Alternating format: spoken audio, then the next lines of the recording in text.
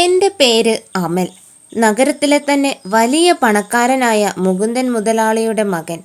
അച്ഛൻ്റെ സമ്പത്തിൽ അഹങ്കരിച്ച് ജോലിക്കൊന്നും പോകാതെ ഇരിക്കുന്നുവെന്ന് കേട്ടിട്ടില്ലേ? ഏതാണ്ട് അങ്ങനെ ഒരാൾ. +2 വരെ എങ്ങനെയോ തട്ടിമുട്ടി പാസ്സായി. ഡിഗ്രിക്ക് ചേരാനും അച്ഛൻ്റെ സ്വാധീനം ഉപയോഗിച്ചു. കോളേജിൽ അങ്ങനെ ക്ലാസ്സിൽ നിന്ന് ഞാൻ അങ്ങനെ ടീച്ചേഴ്സിനെ അധികം ബുദ്ധിമുട്ടിക്കാറില്ല. അധിക ദിവസം പുറത്തു തന്നെയാകും. അതുപോലെ ഒരു ദിവസം ക്ലാസ്സിന് പുറത്ത് നിൽക്കുമ്പോഴാണ് ഞാൻ അവളെ ആദ്യമായി കാണുന്നത്. നില. അന്ന് ക്ലാസ്സിലേക്ക് ഓടി കിതച്ചുകൊണ്ട് അവൾ വന്നു. ഇത് സാറിന് തരാൻ അച്ഛൻ ഏൽപ്പിച്ചതാണ്. അവൾ പുറത്തു നിന്ന എൻ്റെ കയ്യിൽ കുറച്ച് പൈസ വെച്ച് തന്നു. സത്യത്തിൽ എനിക്കത് ആരാണെന്ന് മനസ്സിലായില്ല. ആരാ? ഞാൻ അവളോട് ചോദിച്ചു. സാറിനോട് അച്ഛൻ കുറച്ച് പൈസ കടം വാങ്ങിയിരുന്നു. ഇവിടുത്തെ സെക്യൂരിറ്റി വാസു. അച്ഛന് നല്ല സുഖമില്ല. ഈ പണം എന്നോട് കൊണ്ടുതരാൻ പറഞ്ഞു.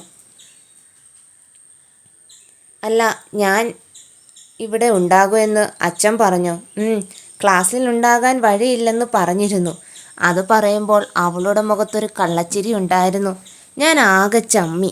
എന്നാലും അവളുടെ മുഖം മനസ്സിലെവിടെയോ കുടുങ്ങിപ്പോയിരുന്നു. കോളേജിൽ ഒത്തിരി പെൺകുട്ടികൾ എൻ്റെ പിറകെ നടന്നിരുന്നു. ബൈ ദ വേ, അതൊന്നും എൻ്റെ സൗന്ദര്യമോ കഴിവോ കണ്ടിട്ടല്ല. അച്ഛൻ പറയുന്നത് പോലെ പണം അതാണ് എല്ലാത്തിൻ്റെയും ഉള്ളിൽ. പക്ഷെ ഞാൻ ഇതുവരെ ആർക്കും പിടികൊടുത്തിട്ടില്ല.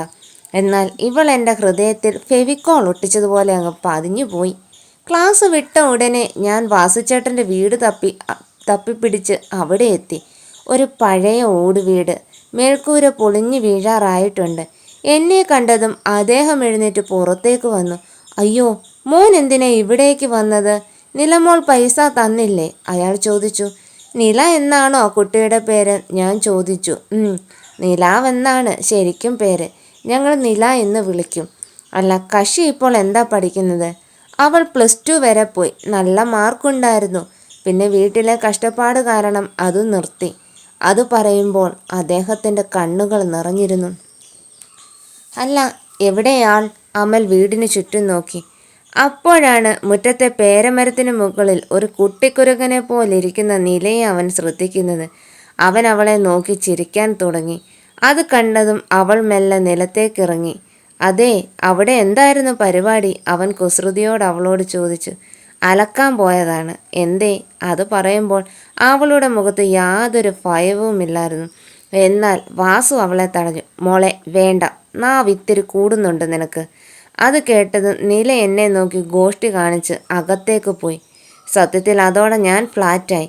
വീട്ടിലെത്തിയതും അവളുടെ മുഖം എൻ്റെ പുസ്തകത്തിൽ ഞാൻ വരച്ചിട്ടു. പിറ്റേന്ന് മുതൽ ഓരോ കാരണമുണ്ടാക്കി ഞാൻ വാസുചേട്ടൻ്റെ വീട്ടിൽ പോകുന്നത് പതിവാക്കി. പക്ഷേ അപ്പോഴൊന്നും നില എന്നെ ശ്രദ്ധിച്ചില്ല. അവൾക്ക് പണക്കാരോട് ദേഷ്യമായിരുന്നു. അങ്ങനെ ഒരു ദിവസം ഞാൻ വാസുചേട്ടനോട് സംസാരിച്ചിരിക്കുകയായിരുന്നു. പെട്ടെന്ന് ചേട്ടന് നെഞ്ചിലൊരു വേദന വന്നു.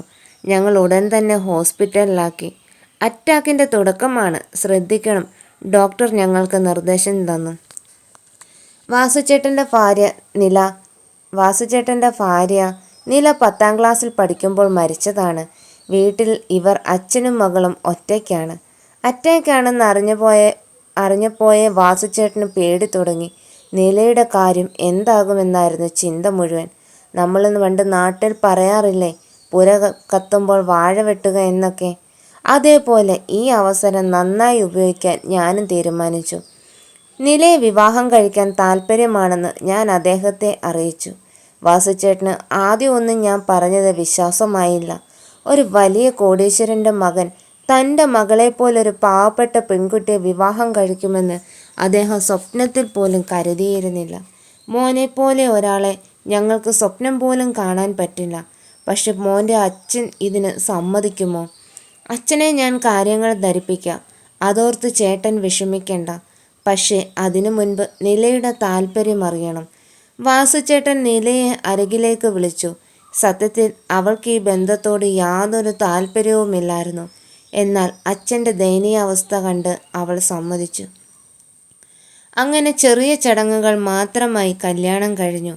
ഒരു പുരുഷൻ്റെ ജീവിതത്തിലെ ഏറ്റവും സന്തോഷമുള്ള ദിവസം എന്താണെന്നറിയാമോ? അത് താൻ ആഗ്രഹിച്ച പെണ്ണിനെ സ്വന്തമാക്കുമ്പോഴാണ്. അന്ന് ഞാൻ നിലയെ നോക്കിയിരുന്നു. എന്തൊരു ഭംഗിയായിരുന്നു അവൾക്ക്. വിവാഹം കഴിഞ്ഞ ഉടനെ നിലയെ വീട്ടിൽ കൊണ്ടുപോകാനായിരുന്നു എൻ്റെ ആദ്യത്തെ പ്ലാൻ. പക്ഷെ പിന്നീട് ഞാൻ മാറ്റി ചിന്തിച്ചു. എനിക്കിപ്പോൾ സ്വന്തമായി ഒരു ജോലിയില്ല. പഠനം പാതി വഴിയിലാണ്. ഈ അവസ്ഥയിൽ ഇവളെ വീട്ടിൽ കൊണ്ടുപോയാൽ അച്ഛനും അമ്മയും സ്വീകരിച്ചില്ലെങ്കിൽ ഞങ്ങൾ പെരുവഴിയിലാകും. അതുകൊണ്ട് തന്നെ മറ്റൊരു കാരണം കണ്ടെത്തി അവളെ കൊണ്ടുപോകണം. അതുവരെ ഒരു വാടക വീട്ടിൽ അവളെ താമസിപ്പിക്കാം. ഞാൻ മനസ്സിൽ ഓരോ പ്ലാൻ ഉണ്ടാക്കി.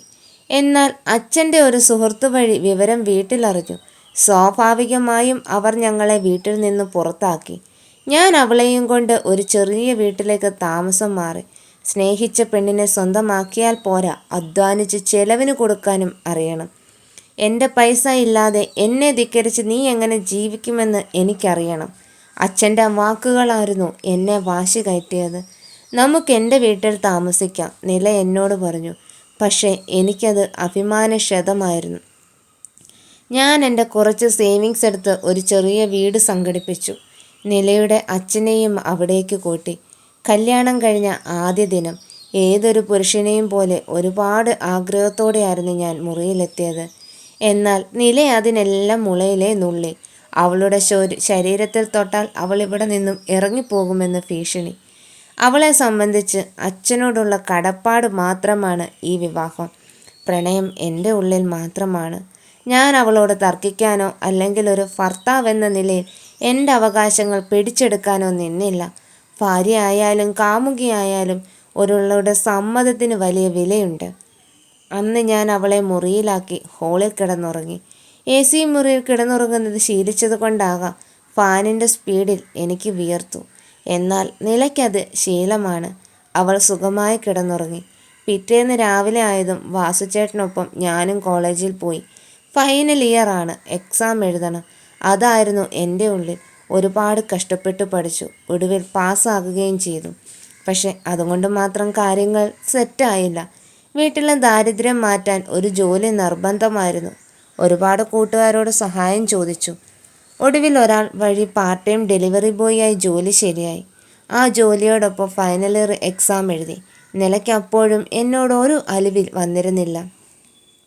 ഞാൻ കഷ്ടപ്പെടുന്നതെല്ലാം അവൾക്കൊരു പ്രഹസനമായാണ് തോന്നിയത്. എനിക്ക് നെഞ്ചു പൊട്ടുന്ന വേദനയുണ്ടായിരുന്നു. ഒരു ദിവസം ഞാൻ ആഗ്രഹിച്ചു ഒരു ചുവപ്പ് സാരി അവൾക്കായി വാങ്ങി. എന്നാൽ അവൾ അത് വലിച്ചെറിഞ്ഞു. ഞാൻ ആകെ തകർന്നുപോയി. ആർക്കു വേണ്ടിയാണോ കഷ്ടപ്പെടുന്നത്, ആർക്കു വേണ്ടിയാണോ എല്ലാവരും ഉപേക്ഷിച്ചത്, അയാൾ തന്നെ അവഗണിക്കുന്നു. എനിക്കത് സഹിക്കാവുന്നതിലും അപ്പുറമായിരുന്നു. അവൾ ഒരിക്കലും ഇങ്ങനെ ചെയ്യുമെന്ന് ഞാൻ പ്രതീക്ഷിച്ചില്ല. പക്ഷെ തോറ്റുകൊടുക്കാൻ ഞാൻ തയ്യാറല്ലായിരുന്നു. അവൾ എന്നെ വെറുക്കുന്നതിനേക്കാൾ കൂടുതൽ ആഴത്തിൽ ഞാൻ അവളെ വീണ്ടും വീണ്ടും സ്നേഹിച്ചു. ഒടുവിൽ ഒരു ദിവസം അന്ന് വാസുചേട്ടന് തീരെ വയ്യായിരുന്നു. ഞാനും നിലയും കൂടി ഹോസ്പിറ്റലിൽ എത്തിച്ചു. പക്ഷെ എല്ലാം പെട്ടെന്നായിരുന്നു. നിലയെയും എന്നെയും തനിച്ചാക്കി അദ്ദേഹം യാത്രയായി. എനിക്ക് ആരുമില്ലാത്തതുപോലെ തോന്നി. നിലയുടെ കരച്ചിലും എൻ്റെ മനസ്സ് കലക്കിക്കൊണ്ടിരുന്നു.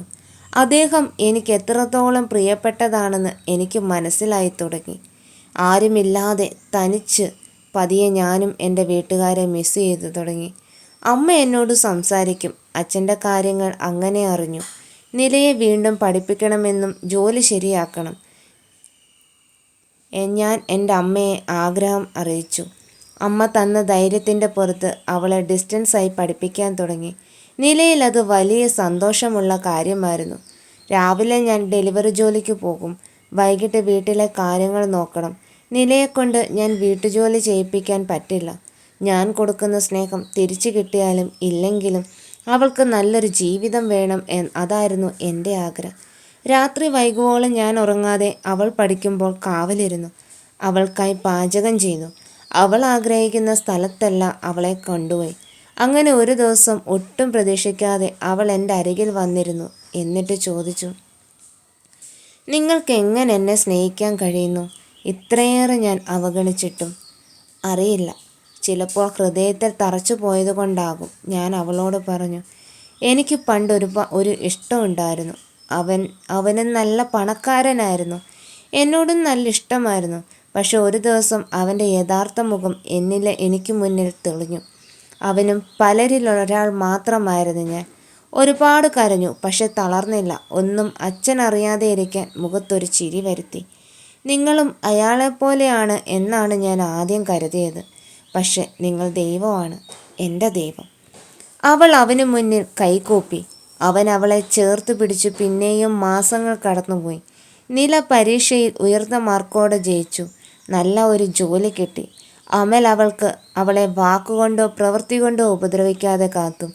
ഒരു ദിവസം ജോലി കഴിഞ്ഞ് വന്ന അമൽ കാണുന്നത് നില അന്ന് വലിച്ചെറിഞ്ഞ് ചുവന്ന സാരി ഉടുത്ത് നിൽക്കുന്നതാണ്. അവളുടെ മുഖത്ത് ഒരു ചിരിയുമുണ്ട്. ഒരുപാട് ഞാൻ വിഷമിപ്പിച്ചു, ഇനി വേണ്ട. അവൾ അവനെ അകത്തേക്ക് കൂട്ടിക്കൊണ്ടുപോയി. അങ്ങനെ ആ രാത്രി അവർ പരസ്പരം ഒന്നായി. പിന്നീട് നിലയുടെ നിർബന്ധം കാരണം അമൽ ഒരു കമ്പനിയിൽ ഇൻ്റർവ്യൂവിന് പോയി. ഭാഗ്യം കൊണ്ട് ജോലിയും. അതെ, എനിക്ക് ജോലി കിട്ടി.